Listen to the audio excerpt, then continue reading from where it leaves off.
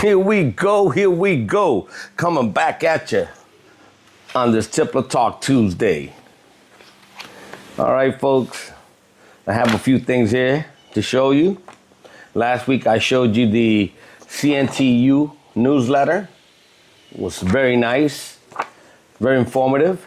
But with that, because I am a member of several clubs, I also received in the mail my FTS, Flying Tippler Society newsletter, which is just as informative and great to have. And I can tell you that it's always good to have more information than not enough. You know, we can't learn everything, but sometimes when we think we know everything, we don't. So newsletter, being part of another club is a great thing. Maybe what I may not pick up in the CNTU, I'll pick it up here in the FTS. Something new, something different. I'll show you. Let me show you real quick what we have going on here. Okay. And what's nice about this Flying Tippler Society, which was established in 1987, they also have the BMTU, which is the Baltimore, Maryland Tippler Union, or the BUTC, the Baltimore Union Tippler Club. Two clubs right there in Baltimore, Maryland. Great to have.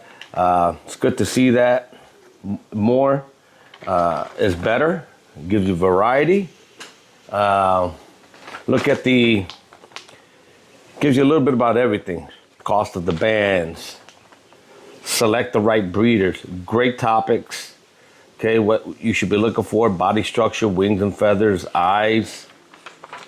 Moving right along, breast color, breeding strategies, line breeding, inbreeding, crossbreeding, things that you should be looking for when you're breeding in your loft.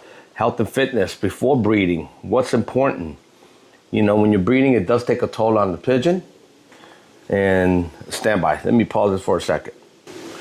Like I said, when you're breeding, it does take a toll on the bird's health. So you want to make sure the bird is in top-notch health before you start breeding. And what the breeding process should look like when you're pairing them. Setting up a breeding loft, choosing breeding pairs. All great information.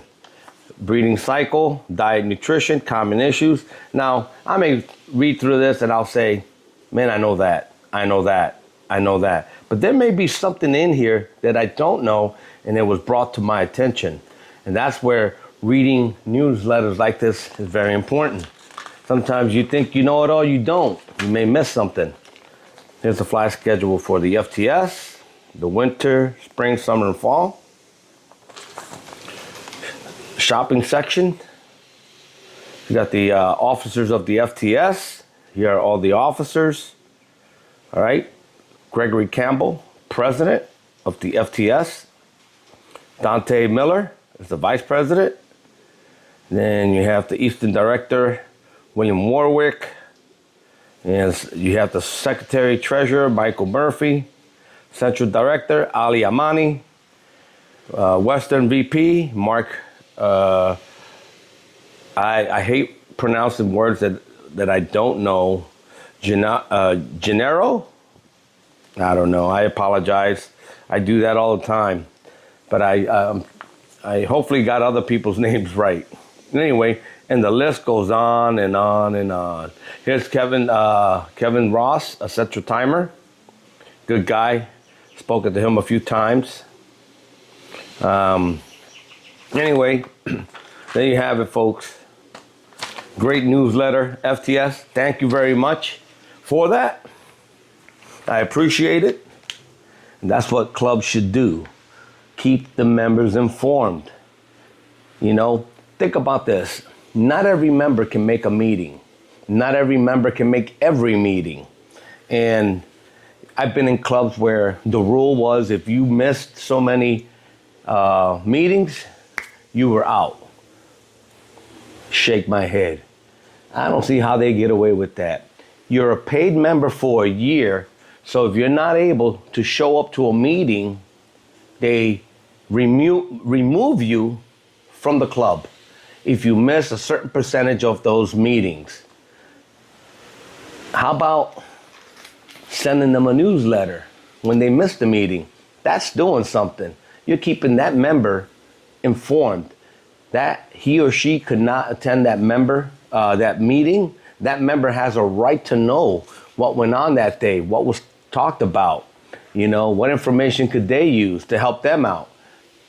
But that's never in that club's mind. Not all clubs operate the same. And that right there is a downfall of that club.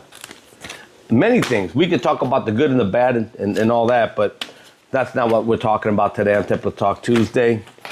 I just received my MPA, which I've been a member of the MPA since the early 1990s. I just received that yesterday. This morning, I'm going to sip on my coffee. I'm going to read up on some of the articles in here. I'm sure some are good. I may like, some I don't like. Some I will read and take note, and some I may just dismiss. It's that easy. But always, folks, newsletters, being a part of a club, great thing. And for myself, I have 3 other guys that I sit with and chat, video live chat, once or twice a week when we have an opportunity to do so and we all get together. And that's Carlos Rodriguez Sr. We have Stan Agozagl. Here I go again. I apologize, Stan. And then Nino Bujea.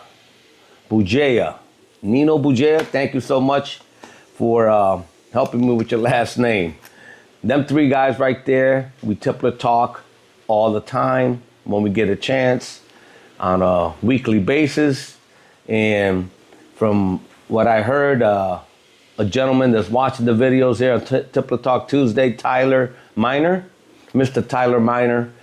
If you're watching and you want to join in on the Pigeon Mumbling sessions during the week, please do so. Get a hold of any of the other 3 guys that I just mentioned, and we can make it happen. We can have a live video chat and talk about pigeons. Well, I finished my cup of coffee here for today. I want to shout out to Gregory Campbell. Thank you so much. I have your shirt. Fits nice. Great material. Nice logo. The Brotherhood Featherhood #1. That should go for everyone across the world. We are a brotherhood of pigeons, and we all love the same thing, the featherhood of pigeons. Oh, and also got my ball cap. I have it right here, sir. So until next time, next week, Tippler Talk Tuesday. Come one, come all. Let's stay united. Let's stay informed. Bring something to the table. Bring something to the party so we can all share. That's what we should be doing here. Sharing. All right, folks. Later.